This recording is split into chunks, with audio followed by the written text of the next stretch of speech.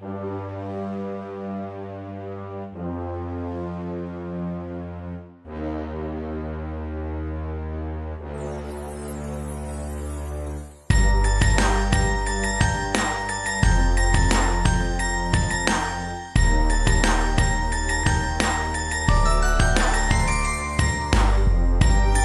if you were shown that what you believe to be Christmas in your mind is not really what Christmas is in reality?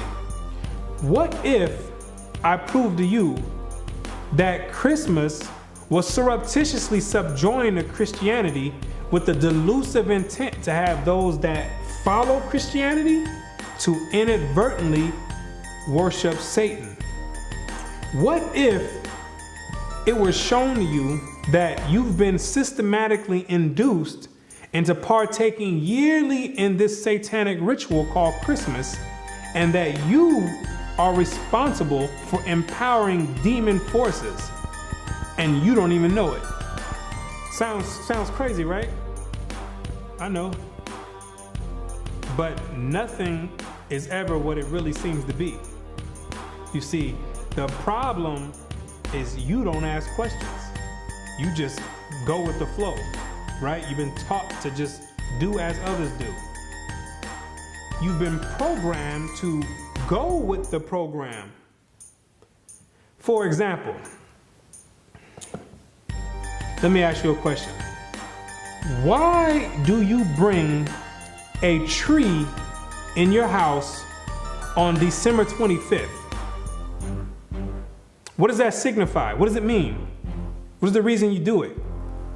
The answer is you don't know. Let me ask you another one. What is the reason that you take that same tree that you don't know why you brought in your house and you deck it with silver, with gold, and various other ornaments?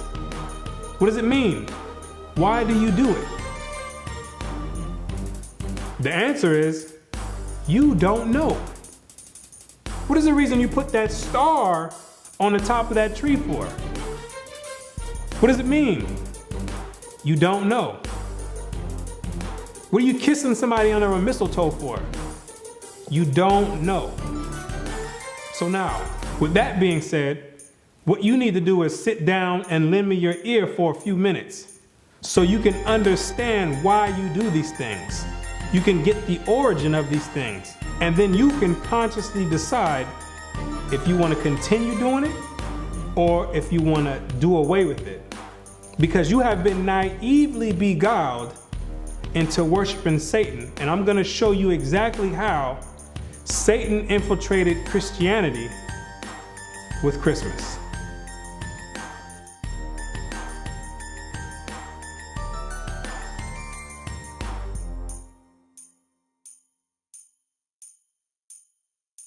The festivals of Rome are innumerable, but 5 of the most important may be singled out for elucidation, viz. Christmas Day, Lady Day, Easter, the Nativity of St. John, and the Feast of Assumption. Each and all of these can be proved to be Babylonian. And first, as to the festival in honor of the birth of Christ, or Christmas, how comes it that the festival was connected with the 25th of December? There is not a word in the scripture about the precise day of his birth or the time of year when he was born. What is recorded there implies that at what time soever his birth took place, it could not have been on the 25th of December.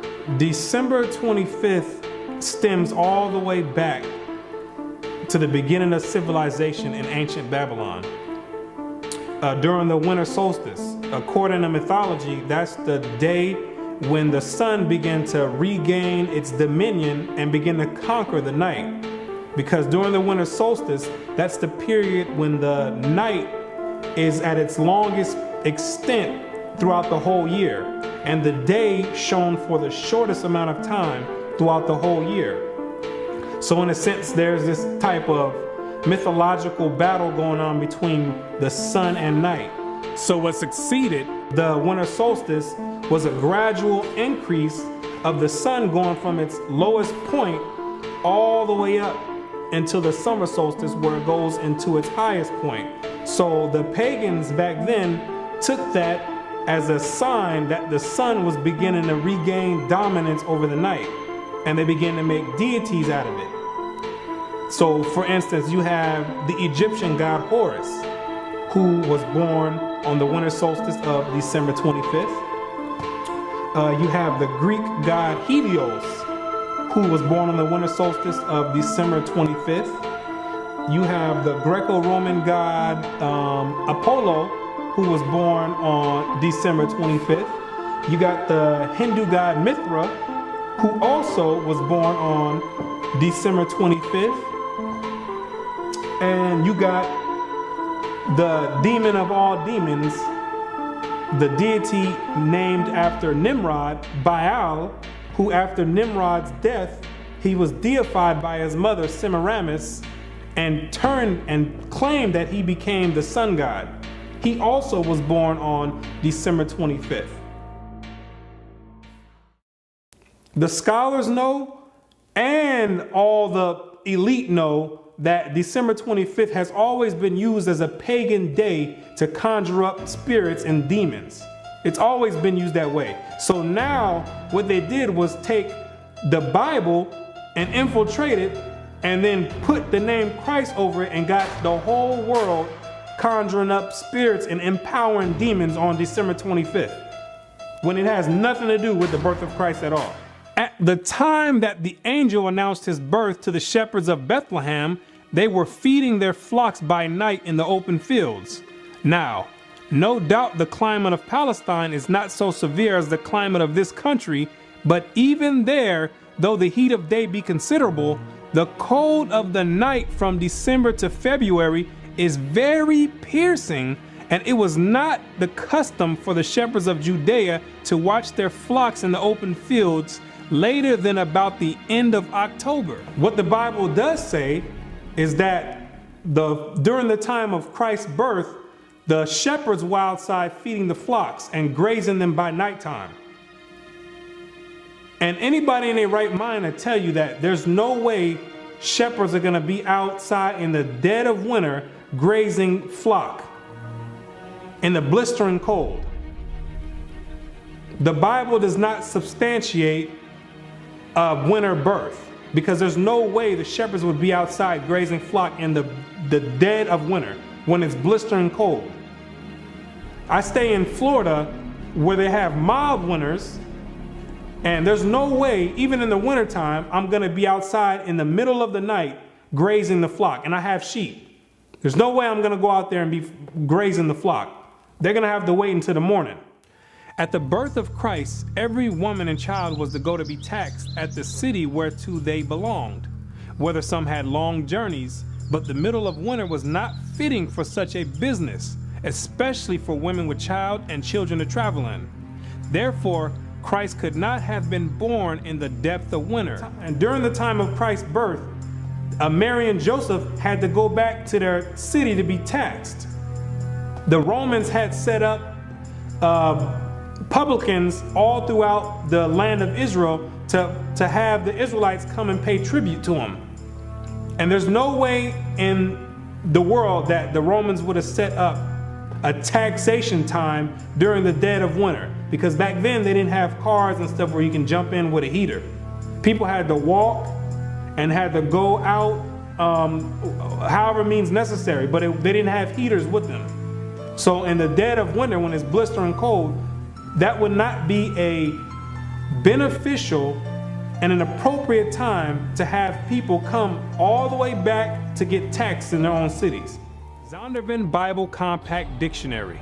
Christmas, the anniversary of the birth of Christ, and its observance celebrated by most Protestants and by Roman Catholics on December 25th, by Eastern Orthodox churches on January 6th, and by the Armenian Church on January 19th.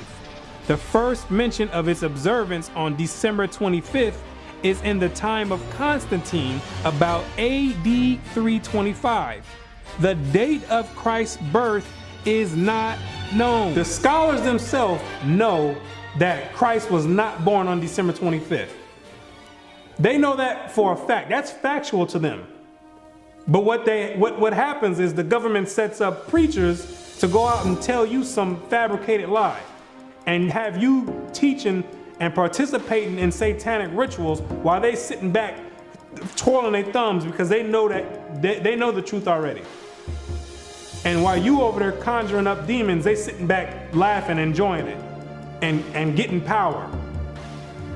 Constantine himself knew when he set it up that Christ was not born on December 25th. He knew that. He knew that it was a pagan ritual that was passed down from the Babylonians to the Egyptians, to the Greeks, all the way down to the Romans. And that all he was going to do was compile it together and have all the Christians thinking that they worshiping Christ, when he knew good and well that it had nothing to do with the birth of Christ. The governmental system today knows that it has nothing to do with Christ, but they're not going to say anything. They write it in the books, but they're not going to say anything because you are conjuring up spirits and giving power to the demonic forces that rule the earth. How then did the Roman Church fix on December the 25th as Christmas Day?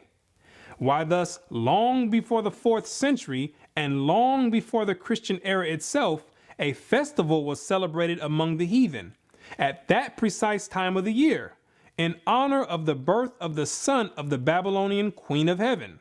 During the time of the Romans, they had a celebration during the same time of the year in December called the Saturnalia, where they would walk around and give each other gifts, sing songs, and have a bunch of orgies, a freak fest.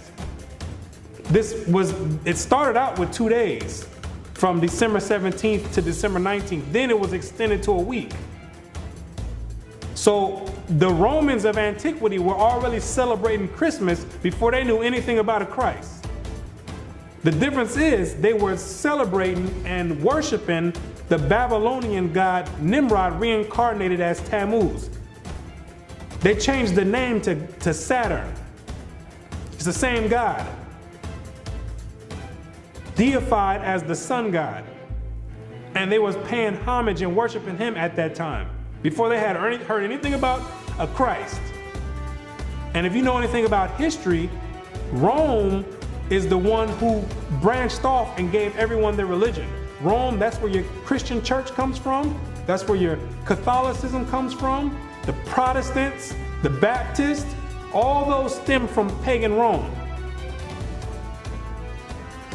And that's where you get your Christmas from. They were celebrating Christmas before they heard anything about a Christ. They was already celebrating Christmas. And it may fairly be presumed that in order to conciliate the heathen and to swell the number of the nominal adherents of Christianity, the same festival was adopted by the Roman Church, giving it only the name of Christ. This tendency on the part of Christians to meet paganism halfway was very early developed. During the time of the Roman Emperor Constantine, Christianity had already been hijacked already. So Constantine had a diabolic plan to gain converts and to have all people come together under Christianity. But a lot of the pagans of Rome didn't want to come under the guidelines of Christianity at that time. So Constantine devised a plan and said, you know what? Don't worry about it. You like that Saturnalia? You don't have to give that up. We're going to incorporate that together with Christianity, and we're going to call it Christmas. So therefore, we can have the best of both worlds. We can have you still worshiping the god of Saturn, but all we'll do is we're going to put the face of Christ over it. And when the pagans heard that, they're like, well, we're on board then. If we can still continue to do Saturnalia, then we have no problem joining forces with the Christians. Because Saturnalia was the way that Christmas is celebrated today. That's how large of a scale Saturnalia was. It was the most prominent festival of the Romans back then. And we find Tertullian, even in his day, about the year 230, bitterly lamenting the inconsistency of the disciples of Christ in this respect, and contrasting it with the strict fidelity of the pagans to their own superstitions. By us, says he, who are strangers to the Sabbaths and new moons and festivals once acceptable to God, the Saturnalia, the Feast of January, the Brumalia, and Matronalia are now frequented. Gifts are carried to and fro. New Year's Day presents are made with din, and sports and banquets are celebrated with uproar. Oh, how much more faithful are the heathen to their religion, who take special care to adopt no solemnity from the Christians.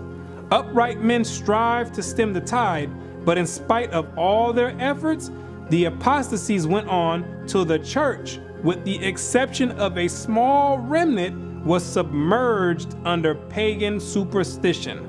Christianity had already been infiltrated heavily by Satan. They already started changing the day of worship. They switched it from the Sabbath day, which is Friday sundown to Saturday sundown, and they changed it to Sunday. The Romans did, another pagan day. The Most High commanded to worship on the Sabbath day, and that's what they did, the Israelites did during the time of Christ, pre-Constantine. And they end up changing it and adding pagan days to it, which is Sunday, the worship of the sun.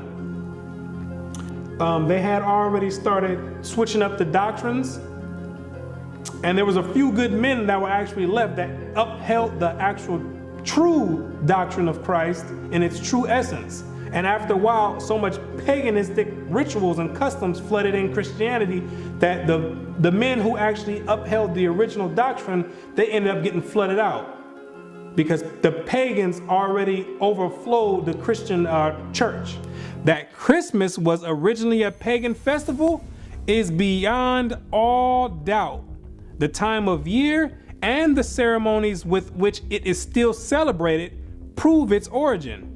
In Egypt, the son of Isis, the Egyptian title for the Queen of Heaven, was born at this very same time, about the time of the winter solstice. The very name by which Christmas is popularly known among ourselves, Yule Day, proves at once its pagan and Babylonian origin. Yule is the Chaldee name for an infant or little child, and its 25th of December was called by our pagan Anglo-Saxon ancestors Yule Day, or the Child's Day, and the night that preceded it, Mother Night, long before they came in contact with Christianity.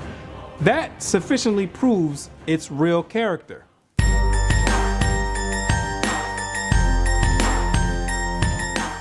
The candles in some parts of England lighted on Christmas Eve and used so long as the festive season lasts were equally lighted by the pagans on the eve of the festival of the Babylonian god, to do honor to him, for it was one of the distinguishing particularities of his worship to have lighted wax candles on his altar. The lighting of the candles, when you and your family all getting together smiling, lighting candles, yes, that means something. It's an ancient Babylonian custom, commemorating and worshiping the birth of Nimrod, Satan himself. See, people think these customs just popped up out of thin air, when they've been around all the way since the beginning of time. And they have overflowed and found their way and crawled their way down into modern day society today. It's the same customs, just being repeated and another name masked over it. Back then, it was Babylon. Today, it's masked with Christ. It's the same exact custom. Same ritual, same custom, same worship. Same exact God.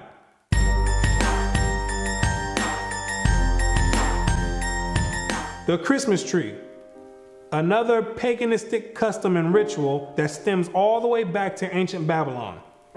It's the same exact God that worked his way all the way through and made his way all the way up to Christianity. It's the same exact deity. Most Christians don't even know that the Christmas tree is in the Bible. God condemns dealing with the Christmas tree. It's an abomination. He tells you not to deal with it. Any Christian that has read the Bible The reason you don't know it's in the Bible because you've never read the Bible. Most Christians never read the Bible. Because if they did, they would know they're not supposed to be dealing with a Christmas tree or any other type of tree, putting ornaments and putting presents underneath it. You would know that it was an ancient custom and a heathenistic custom and a paganistic custom and a satanic worship and Luciferian doctrine. Jeremiah 10 and verse 1. Hear ye the word which the Lord speaketh unto you, O house of Israel. Thus saith the Lord, learn not the way of the heathen, and be not dismayed at the signs of heaven, for the heathen are dismayed at them. For the customs of the people are vain. For one cutteth a tree out of the forest, the work of the hands of the workmen with the axe. They deck it with silver and with gold. They fasten it with nails and with hammers, that it move not.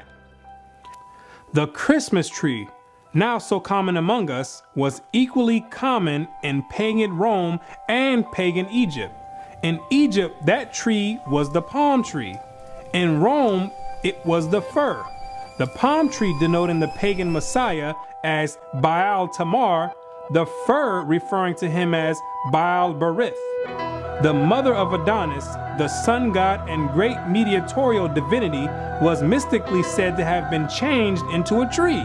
So early Rome denoted the palm tree as Baal Tamar and the fir tree as Baal Berith, which when you understand anything about religious origin, you'll know that these are all the same gods. They stem from the same gods back in ancient Babylon, the worship of Nimrod, reincarnated after he died when he was deified by his mother Semiramis. He became known as Baal and then became known as Baal Zebub or Beelzebub. And when you read the Bible, that's the highest ranking demon in the demonic forces. Luke 11 verse 15. But some of them said, he casteth out devils through Beelzebub, the chief of the devils. He's the head chief demon of all the legions underneath him. So when you have this tree in your house, the Christmas tree, you dealing on a high level of satanic worship, whether you know it or not. You dealing directly with Satan himself by participating in that satanic ritual that you do yearly. You conjuring up spirits right there. You conjuring directly. That tree is the direct porthole to Satan himself, the Beelzebub. The Christmas tree, as has been stated, was generally at Rome a different tree, even the fir. But the very same idea as was implied in the palm tree was implied in the Christmas fir. For that covertly symbolized the newborn God as Baal Berith, Lord of the covenant, and thus shadowed forth the perpetuity and everlasting nature of his power. Not that after having fallen before his enemies, he had risen triumphant over them all. Therefore, the 25th of December, the day that was observed at Rome as the day when the victorious God reappeared on earth, and held at the Natalis Invictus Solis, the birthday of the unconquered sun. Now the Yule log is the dead stock of Nimrod, deified as the sun god, but cut down by his enemies. The Christmas tree is Nimrod redivivus, the slain god come to life again. So the Yule log is representation of Nimrod being chopped down, his death. Then you put the Yule logs into the fire. Most people don't do that part of the ritual because most of you don't have a fireplace to put it in. If you got money in your own place and an actual fireplace, those are the ones that might partake into that ritual. Then after that Yule log gets burnt, then on Christmas Day represents the reincarnation of Nimrod, which is the tree, the Christmas tree with the presents underneath it, because the legend has it that after Nimrod was reincarnated, he'd come in the nighttime and leave presents underneath the tree. So it's a whole ritual that's being done, and you don't have any idea why you're doing it. You're completing a whole satanic ritual, and you have no idea why you're doing it. You're getting socially programmed to partake in this demonic custom, and you have no idea why you're doing it. So the hypnosis starts right after you finish at the end of November. And you get bombarded with all type of Christmas carols and Christmas movies and lights, different colors. And it's very obvious that Christmas has nothing to do with the birth of Christ.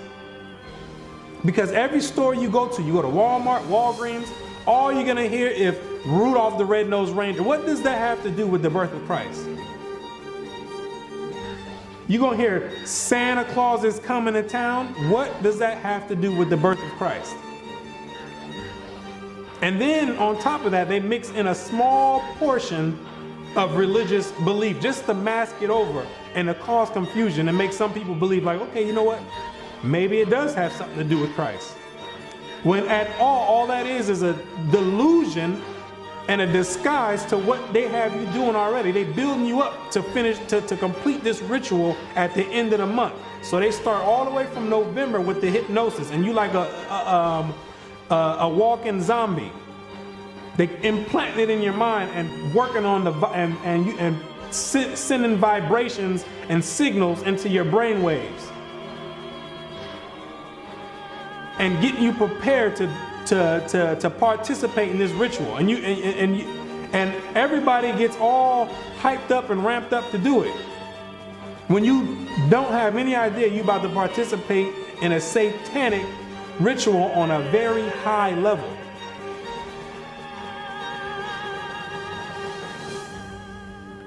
And Christians talking about they're gonna put the Christ back in Christmas. How you gonna put the Christ back in Christmas when Christ was never in Christmas? That's another delusion. Have people thinking that they're doing something right. Trying to have people rationalize in their mind for the reason that they're about to go do this ritual. Well, maybe I could just say it's the worship of Christ. No, it's not the worship of Christ. It has nothing to do with Christ, and it's self-evident. When you look on the TV, you're gonna see Santa Claus. You're gonna see Rudolph the Red-Nosed Reindeer. You're gonna see a snowman. What does any of that have to do with Christ? Like it was mentioned before, Constantine mixed paganism in with Christianity, and eventually paganism overtook the whole doctrine of Christianity. It flooded the Christian doctrine until there was no more remains of the actual origin of the Christian doctrine.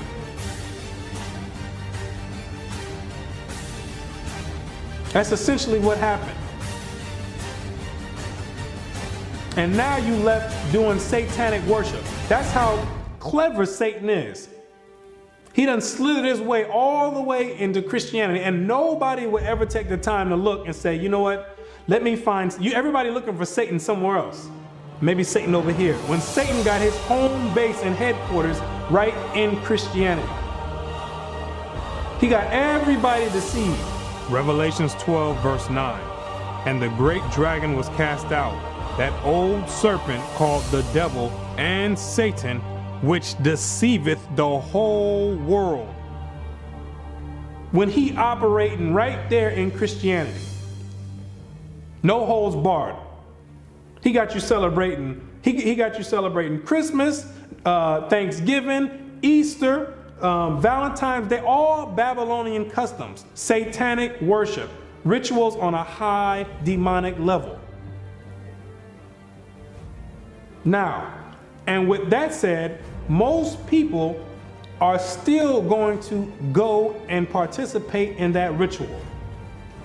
With everything being said, And they're going to try to rationalize it in their mind and make an excuse and try to say, oh, well, I'm doing it because of the family. No, you're not doing it. You're doing it is because they've been tampering with the brain waves, and they make it to where you think that you have to do this ceremony, or people going to look at you crazy. They start softening you up with Christmas carols. Everybody start acting funny around the Christmas time. All of a sudden, everybody's in this giving mood and nice and want to give hugs and kisses. Why? Because they socially and they're psychologically programming you to act that way and to give. They preparing you slowly to get ready to partake in this ritual that you will do at the end of the month. December 25th, faithfully, you're going to go, you're going to sit down with your whole family and open up presents, and you're going to be doing it in the name of Satan, disguised as Christmas or the worship and the birth of Christ, when it has nothing to do with that at all. Everybody getting all nice and friendly for the holiday season. What about the rest of the months? Why nobody's friendly then? Because Christmas is on a high demonic level. And the elite know that, and they got you partaking. Like I said, most people are still gonna go do it, and that's fine. If you want to go and celebrate Christmas and worship Satan directly on a high level, I have no problem with that. That's your prerogative. I don't have a problem with it. But the Most High God, He has a problem with it. Because you can live it up all you want, have as much fun, crack open as many gifts as you want, decorate as many trees, put as many stars on the top of the trees, kiss as many people under the mistletoe all you want. You can do that for your whole life. That don't got nothing to do with me. But once you enter into the grave and your spirit goes back to the Most High, you got to stand and face Him yourself. And I can tell you right now, you don't want to face Him and you've been celebrating and worshiping Satan. Hebrews 10 verse 31. It is a fearful thing to fall into the hands of the living God, because you're going to have to answer for it. You're going to have to sit there and answer for it. Every action and every deed that you've done, you're going to have to answer for it. I'm not going to have to answer for it. I got to answer for myself. 2 Corinthians 5 verse 10. For we must all appear before the judgment seat of Christ, that everyone may receive the things done in his body according that he have done, whether it be good or bad. So with that being said, if you're going to continue worshiping and celebrating Christmas, so be it. But to those that have an ear, let them hear. And you'll come out of that. And you won't be a partaker of the loophole in the system. And you'll come out of the matrix. So, with that being said, now you know exactly what the origin of Christmas is and these rituals that you're participating in. And you know exactly how Satan infiltrated Christianity with Christmas.